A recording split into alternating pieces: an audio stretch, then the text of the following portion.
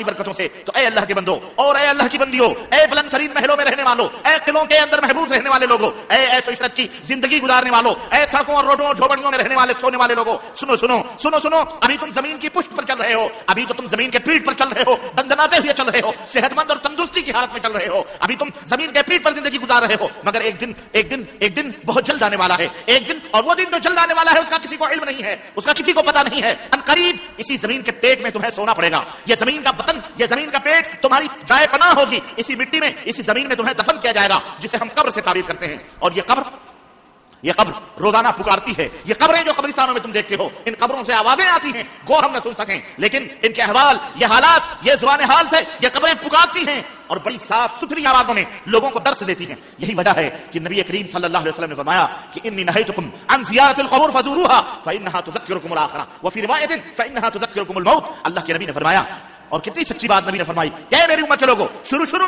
میں نے تمہیں قبروں کی زیارت سے منع کیا تھا. کیوں؟ اس لیے کہ پچھلی امتیں جو ذلیل ہوئی، رسوا ہوئی، ہلاک و برباد ہوئی، انہی قبروں کی وجہ سے، قبروں کی پوجا کی وجہ سے، قبروں کی عبادت کی وجہ سے، قبروں سے وسیلے لینے، فیض لینے اور ان کو چومنے، ان کو چاٹنے اور ان کا احترام اور ان کی اکرام غلو کرنے کی وجہ سے اور صاحب قبر کی شخصیتوں کو کے اندر فیض ماننے کی وجہ سے پچھلی امتیں گمراہ ہوئی، ذلیل ہوئی. اللہ نے انہیں ذلیل و رسوا کیا. میں نے تمہیں شروع میں منع کیا تھا کہ مت جاؤ قبرستانوں کی زیارت کے لیے، مت دیکھو کسی قبر کی طرف.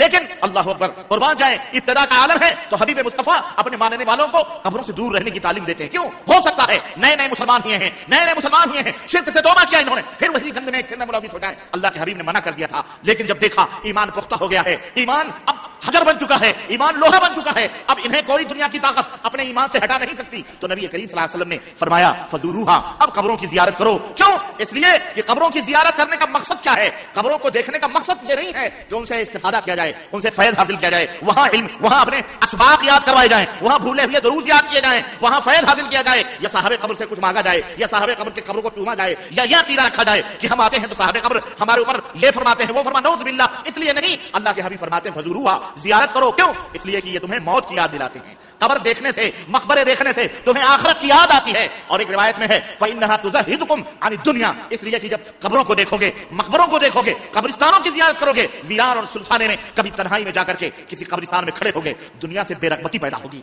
تم سوچو گے یہی وہ مقبرے ہیں، یہی وہ قبریں ہیں. مٹیوں کے ڈھیر کے نیچے کیسے کیسے لوگ پڑے ہوئے ہیں، محلوں کے اندر سونے والے جو بغیر تکیے کے، جن کو نیند نہیں آتی تھی، آج بغیر تکیے کے ان سلطان گھروں کے اندر پڑے ہوئے ہیں. اللہ اکبر. نبی کریم صلی اللہ علیہ وسلم نے فرمایا یہ قبر روزانہ پکارتی ہے، روزانہ آواز دیتی ہے، بڑے صاف اور ستھرے الفاظ میں اعلان کرتی ہے اور کہتی ہے اے آدم کے بیٹوں اور بیٹیوں، تم مجھے بھول گئے ہو. سنو، میں تنہائیوں کا گھر ہوں، میں اجنبیت کا گھر ہوں، میں وحشت و تاریکی کا گھر ہوں، میں کیڑے مکوڑوں کا گھر ہوں، میں نہایت تنگی کا گھر ہوں. مگر اس شخص کے لیے جس پر اللہ تعالیٰ کشادگی فرمائے، اس شخص کے لیے بات الگ ہے. اور ایک ضعیف روایت میں اتنا بھی آتا ہے کہ نبی کریم صلی اللہ علیہ وسلم نے فرمایا کہ قبر جنت کے باغوں میں سے ایک باغ ہے، یا دوزخ کے گڈھوں میں سے ایک گڈھا. نیکی کرو گے تو جنت تمہیں یہیں سے شروع ہو جائے گی، اور اگر بدی کرو گے، برے رہو گے، تو یہی قبر، یہیں سے جہنم کا گڈھا تمہارے لیے شروع ہو جائے گا. اور میرے عزیزو، حضرت ابو سعید خدری رضی اللہ تعالیٰ عنہ فرماتے ہیں کہ ایک مرتبہ نبی کریم صلی اللہ علیہ وسلم ہمارے پاس تشریف لائے، اور بعض لوگوں کے چہروں پر ہنسی کی وجہ سے ان کے دندان دکھائی دینے لگے، ان کے دانت دکھائی دینے لگے. نبی کریم صلی اللہ علیہ وسلم نے فرمایا اذکروا ہادم اللذات، اے میرے صحابہ لذتوں کو توڑ دینے والی چیز کو یاد رکھا کرو. کاش اگر تم لذتوں کو توڑ دینے والی چیز جو موت ہے اگر تم یاد رکھتے تو تمہارے دانت ہنسی سے نہ دکھائی دیتے. اللہ اکبر. نبی کریم صلی اللہ علیہ وسلم نے اتنا ڈرایا اپنے بندوں کو کہ حضرت عثمان غنی رضی اللہ تعالیٰ عنہ کے بارے میں آتا ہے، فرماتے ہیں وہ عثمان غنی، اللہ اکبر، جس نے مدینہ الرسول صلی اللہ علیہ وسلم نے اللہ کے حبیب کے قدموں پر اپنے جان، اپنے مال، سب کچھ قربان کیے. وہ عثمان غنی کہ ایک موقع پر، ایک نہیں کئی موقع پر، اور آخری موقع پر نبی کریم صلی اللہ علیہ وسلم کو اتنی خوشی ہوئی آپ کے صدقہ اور خیرات سے، اپنی دولتوں کے دروازے کھول دیا عثمان غنی نے، اور ہزاروں اونٹ، ہزاروں گھوڑے، ہزاروں بوریاں گیہوں کی، اناج کی، چاول کی اہل مدینہ کے لیے وقف کر دی نبی کریم صلی اللہ علیہ وسلم نے. تو نبی کریم صلی اللہ علیہ وسلم نے کیا فرمایا؟ اتنے خوش ہوئے نبی صلی اللہ علیہ وسلم، اتنے خوش ہوئے اور کہنے لگے عثمان آج کے بعد سے اگر اپنے زندگی بھر تو کوئی بھی خیر اور بھلائی کا عمل نہ بھی کرے تو اللہ نے تیرے لیے جنت واجب کر دی ہے. اللہ. وہ عثمان غنی، حضرت عثمان غنی جب قبرستان کی زیارت کے لیے جاتے تھے، روایتوں میں آتا ہے اس قدر روتے تھے، ہچکیاں بچ جاتی تھیں اور داڑھی مبارک آنسوؤں سے تر ہو جاتی تھی. حضرت ابوبکر صدیق، اللہ اکبر، کائنات میں نبیوں کے بعد اگر ہمارے نبی حضرت محمد رسول اللہ صلی اللہ علیہ وسلم کا کوئی لاڈلا ہے اور کوئی قریبی ہے، یار غار مصطفیٰ ہے، تو ابوبکر ہے نبیوں کے بعد. اس کے بعد امت میں کسی کو کوئی مقام حاصل ابوبکر سے بڑھ کر کے نہیں. جب وہ چلتے راستوں میں قبروں کو دیکھتے تو کہتے ہائے افسوس، ہائے میں گھاسوں کو دیکھتے کہتے کہ میں کوئی گھاس ہوتا، میں کوئی گھاس ہوتا کہ میں گھاس ہو کے مرجھا جاتا، اللہ کیا مجھے حساب و کتاب نہ دینا پڑتا۔ یہ خوف اور یہ ڈر ان اسلاف کے سینوں میں یہ تھا۔ اللہ کے نبی صلی اللہ علیہ وسلم نے اس طرح سے ان کی تربیت کی تھی۔ اللہ کے نبی نے فرمایا کہ یہ قبر کہ اگر جو یہ کہتی ہے اگر تم سن لو تو پھر دنیا میں تم مشغول رہنا چھوڑ دو۔ نبی کریم صلی اللہ علیہ وسلم فرماتے ہیں ہر آدمی کی قبر بنی ہوئی ہے، ہر آدمی کے قبر کی جگہ معلوم ہے اللہ عز و جل کو، کس کو کہاں دفن ہونا ہے، کہاں مرنا ہے، کس کو خبر ہے، یہ اللہ عز و جل کو خبر ہے۔ اس کی قبر سمجھو تیار ہے، اور ہر قبر روزانہ اسے پکارتی ہے اور اس اپنے اندر آنے والے بندوں کو آواز دیتی ہے، اعلان کرتی ہے کہ میں بالکل تنہائی کا گھر ہوں اور میں الہدگی کا گھر ہوں، میں کیڑوں مکوڑوں کا گھر ہوں۔ چنانچہ جب نیک مومن مرتا ہے، جب نیک اور پرہیزگار آدمی مرتا ہے اور اس دنیا سے رخصت ہوتا ہے تو قبر کے اندر جب دفن کیا جاتا ہے تو قبر اسے کہتی ہے کہ اے اللہ کے بندے، تیرا آنا بڑا مبارک ہو، تیرا آنا بڑا مبارک ہو، تیرے آنے سے مجھے بڑی خوشی ہوئی ہے۔ جتنے لوگ میری پیٹھ پر دنیا میں چلتے تھے ان میں تو مجھے بہت عزیز تھا، مجھے تو بہت پسند تھا، آج تو میرے پاس آیا ہے تو دیکھ میں تیرے ساتھ کیا سلوک کرتی ہوں، اپنا طرز عمل بھی میں تجھے دکھاتی ہوں۔ اس کے بعد اللہ کے نبی فرماتے ہیں وہ زمین اپنے دامن کو کشادہ کر دیتی ہے اور اتنا وسیع کر دیتی ہے کہ مردے کی نگاہ جہاں تک پہنچتی ہے کشادگی ہی کشادگی نظر آتی ہے۔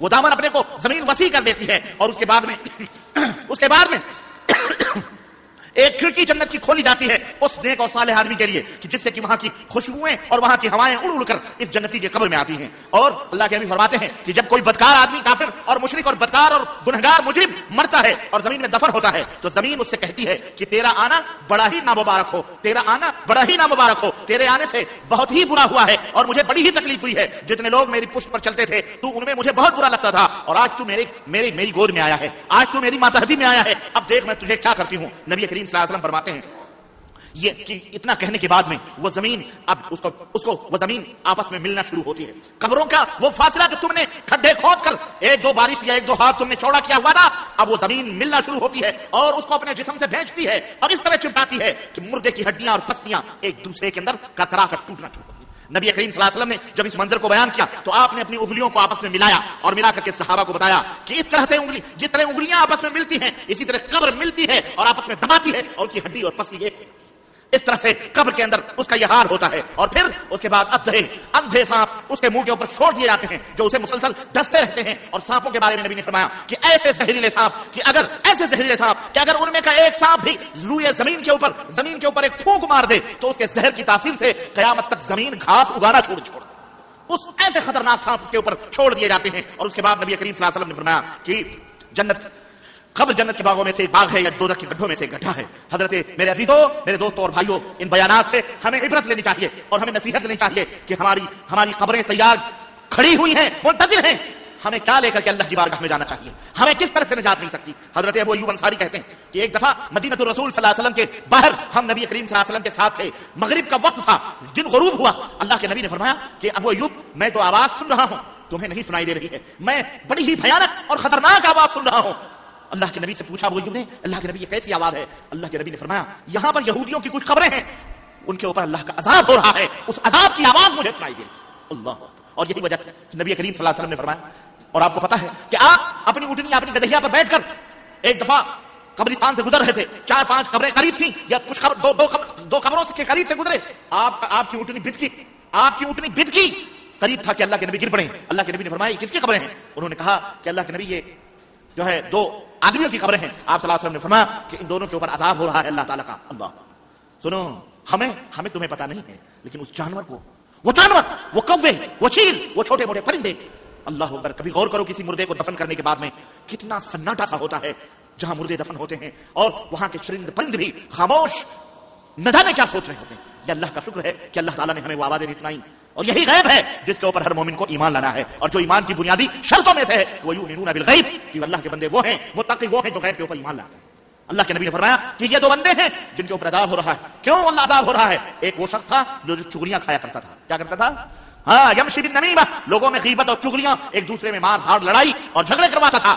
اور ایک وہ آدمی تھا جو پیشاب کی چھینٹوں سے نہیں بچا تھا، پیشاب کیا طہارت نہیں لی، یا پیشاب کیا یوں ہی گھوما اور پھرا جانوروں کی طرح، پاکی اور صفائی اور نظافت سے نہیں رہتا تھا۔ یہ بھی عذاب قبر کا ایک سبب ہے۔ اس لیے میرے عزیزو، یہ کبھی آئے گا انشاءاللہ کوئی موضوع کہ عذاب قبر کن گناہوں سے ہوتا ہے، کیا جرم ہے جن کی وجہ سے قبر میں عذاب ہوتا ہے. انشاءاللہ یہ موضوع کسی ادھار رہا, کسی اور موقع پر میں آپ کو بیان اس موضوع پر کروں گا, لیکن آج میں آپ کو یہ بتا رہا ہوں کہ اللہ کے نبی صلی اللہ علیہ وسلم کو اللہ تبارک و تعالیٰ نے بتلایا تھا, اور جب کبھی عذاب ہوتا تھا تو اللہ کے نبی اپنے نبی کو سنا دیتا تھا. کیوں؟ تاکہ میرے نبی میرے بندوں کو بتلا دیں, میرے بندوں کو بتلا دیں. اگر وہ مومن ہوں گے تو اس کے اوپر ایمان لائیں گے, اگر وہ کافر ہوں گے تو اللہ کے نبی کی باتوں پر ایمان نہیں لائیں گے. اللہ اکبر. نبی علیہ الصلوۃ والسلام نے فرمایا کہ قبر کے احوال جو میں جانتا ہوں, اے میری امت کے لوگوں, اگر میں تمہیں بتلا دوں, اگر تمہیں معلوم ہو جائے تو تم اپنے مردوں کو دفن کرنا چھوڑ دو.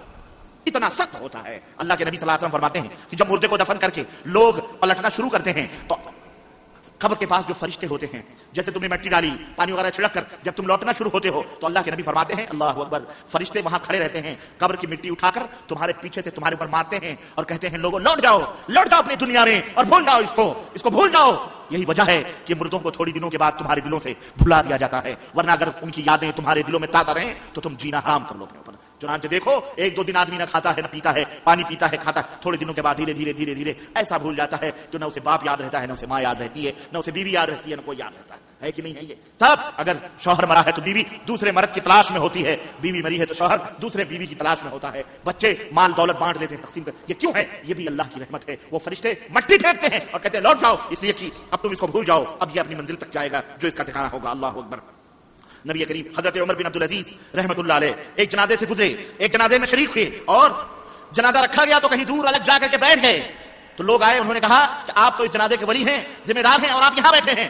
حضرت عمر بن عبدالعزیز نے کہا میں دل کے اندر عجیب و غریب سی وحشت محسوس کر رہا ہوں, اور میں سوچ رہا ہوں کہ یہ قبریں مجھے کچھ کہہ رہی ہیں, ان قبروں سے مجھے کچھ آواز آتی ہے, اور یہ قبریں مجھے پکار رہی ہیں. میرا دل یہ کہتا ہے کہ میں ان قبروں سے کچھ عبرت حاصل کروں, اور میرا دل یہ کہتا ہے کہ یہ قبریں اپنی زبان حال سے کہہ رہی ہیں کہ تم جانتے ہو کہ ہم کون ہیں. ہم وہ ہیں کہ ان کے کفن, میں قبر کہتی ہے کہ میں ان کے کفن پھاڑ دیتی ہوں, ان کے بدن کے ٹکڑے ٹکڑے کر دیتی ہوں, ان کا خون سارا جسم کا چوس لیتی ہوں, ان کے گوشت کھا لیتی ہوں, اور آدمی کے جوڑ الگ کر دیتی ہوں, موڑھوں کو باہوں سے اور باہوں کو پہنچوں سے, اور ان کے سرینوں کو بدن سے, اور سرینوں سے رانوں کو, اور رانوں کو گھٹنوں سے, اور گھٹنوں کو پڈلیوں سے, اور پڈلیوں کو پاؤں سے. میں جدا جدا کر دیتی ہوں. میں وہ جگہ ہوں کہ جہاں پر انسان کا یہ حال ہوتا ہے. اتنا کہہ کر حضرت عمر بن عبدالعزیز رحمۃ اللہ علیہ پھوٹ پھوٹ کر رونے لگے اور فرمایا کہ لوگوں, دنیا کا قیام بہت تھوڑا ہے, چند دن کی یہ زندگی اللہ تعالیٰ نے تمہیں عطا فرمائی ہے, اور اس کا دنیا کا دھوکہ بہت زیادہ ہے, اس کی رنگینیاں بہت زیادہ ہیں. اس میں جو عزیز ہے وہ آخرت میں ذلیل ہے, اور اس میں جو مال و دولت والا ہے وہ آخرت میں فقیر ہے. اور سنو, بیوقوف وہ ہے جو اس دنیا کے دھوکے میں پھنس کر, اس دنیا کی رنگینیوں میں پھنس کر, اس دنیا کے حرص و ہوس میں پھنس کر آخرت کی کچھ بھی تیاری نہ کرے اور آخرت کو بھول جائے. کہاں گئے اس دنیا کے وہ دل دادا لوگ جنہوں نے بڑے بڑے شہر آباد کیے؟ کہاں گئے وہ بادشاہ جنہوں نے بڑی بڑی نہریں نکالی؟ کہاں گئے وہ مال و دولت والے جنہوں نے بڑے بڑے باغ لگائے اور بڑی بڑی نہریں نکالی اور بہت تھوڑے دن رہ کر سب کچھ چھوڑ کر تنہا چلے گئے؟ مالدار تھے, حکومتیں تھیں, سلطنتوں کے مالک تھے, وہ خوب کماتے تھے, صحت و تندرستی تھی, لیکن گناہوں میں ملوث تھے. اب ذرا بتلاؤ وہ کہاں گئے؟ کس جگہ ہے ان کا شمار؟ مٹی نے ان بدنوں کا کیا حال کیا ہوگا؟ کیڑوں نے ان کے جوڑوں اور ان کی ہڈیوں میں سوراخ کر دیا ہے. اور لوگ دنیا میں اونچی اونچی مسحلیوں پر جو لوگ سوتے تھے, اونچی اونچے محلوں میں رہتے تھے, اونچے اونچے فرشوں اور نرم نرم گدوں پر اور نوکروں کے اور خادموں کے درمیان رہا کرتے تھے. لیکن اب کیا ہو رہا ہے؟ ذرا ان قبر والوں سے آواز دے کر کے پوچھو کہ ان کے اوپر کیا گزر رہی ہے. یہاں امیر بھی دفن ہے, یہاں غریب بھی دفن ہے, یہاں راجے مہاراجے بھی ہیں, یہاں پرجے اور عوام بھی ہیں, یہاں فقیر بھی ہیں دفن ہیں. ذرا مالداروں سے پوچھو کہ ان کے مال و دولت نے انہیں کیا فائدہ پہنچایا ہے, ان کی دولتوں نے قبر کے اندر انہیں فائدہ پہنچایا ہے. دنیا کے اندر جو غریب اور مسکین تھے بیچارے, ان سے پوچھو کہ ان غربتوں نے تمہیں قبر میں کیا نقصان دیا ہے, ان غربتوں نے تمہیں قبر میں کیا نقصان پہنچایا ہے.